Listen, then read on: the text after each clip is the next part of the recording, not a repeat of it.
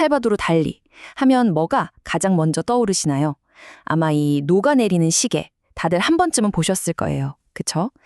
20세기 가장 유명하면서도 또 가장 미스테리한 예술가, 바로 살바도르 달리입니다. 네, 바로 이 그림, 기억의 지속이죠. 이 흐물거리는 시계들은요, 그냥 그림이 아니라 거의 하나의 문화적 상징이 됐잖아요. 그런데 말이죠, 이 엄청난 그림 뒤에 있는 사람, 진짜 살바도르 달리는 어떤 사람이었을지 혹시 생각해 보셨나요? 그러니까 우리 모두 이 녹아내리는 시계는 아는데 정작 이걸 그린 사람은 누구였냐는 거죠.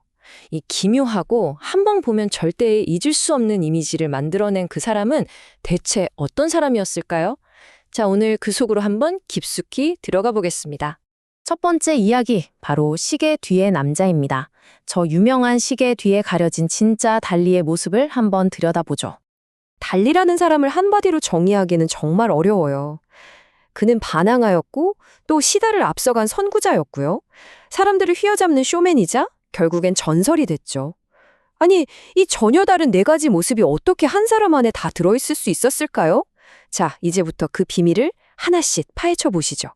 자, 그럼 그의 첫 번째 얼굴부터 만나볼까요? 바로 규칙을 거부한 반항아로서의 달리입니다. 이 타협을 모르는 기질, 대체 어디서부터 시작된 걸까요? 그 뿌리는 그의 학창 시절로 거슬러 올라갑니다. 달리가 마드리드의 왕림 미술 아카데미에 들어갔는데 여긴 규칙도 너무 엄격하고 완전 꽉 막힌 곳이었던 거죠. 근데 달리가 누구예요? 그의 자유로운 영혼을 그런 틀에 가둘 순 없었죠. 당연히 학교랑 계속 부딪혔고 결국엔 쫓겨나고 맙니다. 퇴학당한 거죠. 근데 참 아이러니하게도 이 사건이 바로 진짜 살바도르 달리를 만든 첫 번째 단추가 됐다는 겁니다. 와, 보세요. 나 자신이 바로 초현실주의다. 이 자신감 정말 대단하지 않나요? 그러니까 자기는 그냥 초현실주의 그림을 그리는 사람이 아니라 자기 존재 자체가 초현실주의라는 거예요. 삶이 예술이고 예술이 곧 자기 자신이었던 거죠. 스케일이 다르죠? 자, 그럼 초현실주의 그 자체였던 그의 머릿속은 대체 어떻게 돌아갔을까요? 이제 달리의 두 번째 얼굴, 현실을 발명해낸 선구자로서의 면모를 한번 살펴보겠습니다. 그 전에 초현실주의가 뭔지 잠깐만 짚고 갈게요. 아주 간단해요. 우리가 평소에 이성적으로 생각하고 이건 이거다 라고 정해놓은 것들 있잖아요. 그런 걸 다 벗어던지고 꿈이나 무의식의 세계를 그냥 막 표현하는 거예요. 그래서 그림들을 보면 뭔가 논리로는 설명이 안 되고 되게 기묘하고 환상적인 느낌이 드는 거죠. 달리에게는요, 그만의 아주 특별한 거의 비밀 무기 같은 게 있었어요. 이름이 좀 어려운데 편집광적 비평 방법이라고 합니다. 이름만 들으면 되게 복잡할 것 같죠? 근데 원리는 생각보다 간단해요. 먼저 스스로 약간 몽롱한 환각 같은 상태로 빠져드는 거예요. 그리고 그 상태에서 어떤 사물을 뚫어지게 쳐다보면 그 안에 전혀 다른 이미지가 숨어 있는 게 보인다는 거죠. 마지막으로 이 말도 안 되는 연결고리를 그대로 캔버스에 옮겨 그리는 겁니다. 정말 독특하죠? 바로 이런 그림처럼요. 자, 이 그림 한번 보세요.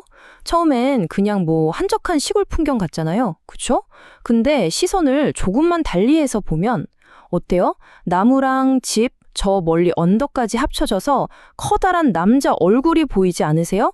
바로 이게 달리가 현실의 틈새에서 자기만의 비이성적인 이미지를 끄집어내는 방식이었던 겁니다. 정말 신기하죠? 하지만 달리는요, 그냥 캔버스 안에만 머무를 사람이 절대 아니었습니다. 그의 무대는 그림을 넘어 세상 전체였으니까요. 여기서 바로 그의 세 번째 얼굴, 캔버스를 넘어선 쇼맨 달리가 등장합니다.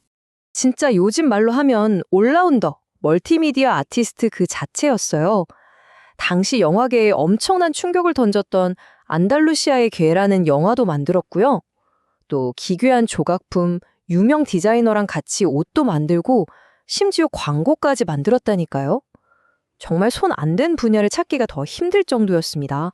보세요. 전화기 위에 뜬금없이 랍스터를 올려놓질 않나, 곤충 장식이 주렁주렁 달린 드레스를 디자인하질 않나, 정말 엉뚱하죠? 달리는 이렇게 일상의 평범한 물건들까지 전부 초현실적인 예술작품으로 바꿔버리는 그런 마법 같은 능력이 있었던 사람입니다. 그리고 이런 예술가적 기질은 그의 실제 행동으로까지 이어집니다. 타고난 쇼맨이었던 거죠. 그는 사람들의 관심을 즐겼고 자기 자신을 하나의 작품처럼 보여주는데 아주 능숙했습니다. 아마 제일 유명한 얘기가 이거일 거예요.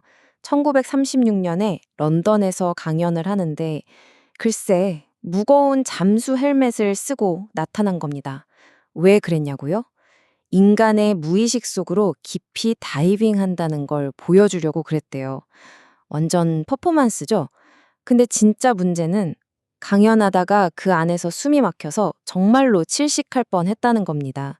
정말 목숨 건 쇼맨십이었죠.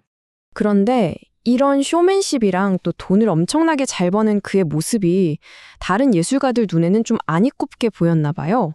특히 같이 활동하던 초현실주의 동료들이 그를 비판하기 시작했죠. 심지어 그의 이름 살바도르 달리의 철자를 바꿔서 아비다 달로스라고 불렀는데 이게 무슨 뜻이냐면 우리말로 달러의 굶주린 놈 이런 뜻이에요. 꽤 심한 비난이었죠. 하지만 참 재밌는 건 이런 비난과 논란조차도 결국 살바도르 달리라는 브랜드를 더 강하게 만들었다는 겁니다.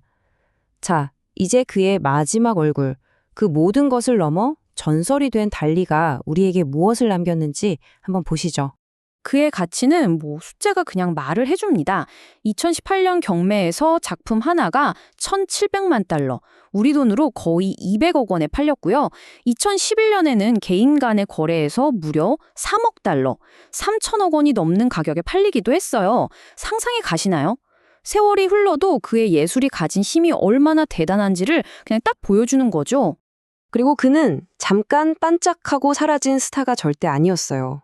평생 동안 그림, 조각, 영화, 장르를 가리지 않고 만들어낸 작품 수가 무려 4,000점이 넘는다고 합니다. 이건 거의 창작 기계, 창작의 화신이라고 불러야 할 수준이죠. 그가 남긴 모든 것들 중에서도 정점을 꼽으라면 아마 바로 이곳일 겁니다. 그의 고향인 스페인 피게레스에 있는 달리 극장 미술관인데요. 이 건물은 달리가 자기 인생의 마지막 걸작으로 직접 디자인한 곳이에요. 그래서 미술관에 딱 들어서는 순간 마치 달리의 거대한 뇌 속으로 빨려들어가는 듯한 그런 엄청난 경험을 하게 되죠. 건물 자체가 하나의 거대한 초현실주의 작품인 셈입니다. 그의 파란만장했던 인생을 쭉 한번 훑어볼까요? 1904년 스페인에서 태어나서 1929년 그의 인생을 바꾼 운명의 여인 갈라를 만나죠. 그리고 불과 2년 뒤에 바로 그 기억의 지속을 그려서 세상을 깜짝 놀라게 합니다. 2차 세계대전 때는 미국으로 잠시 피신했다가 1974년에 드디어 자신의 왕국인 달리 미술관을 열고요.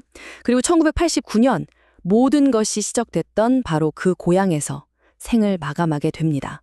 자, 이렇게 달리의 삶을 따라와 보니 결국 이런 질문이 남게 되네요. 살바도르 달리는 과연 우리 같은 평범한 사람들은 보지 못하는 현실 너머를 꿰뚫어 본 심오한 천재였을까요?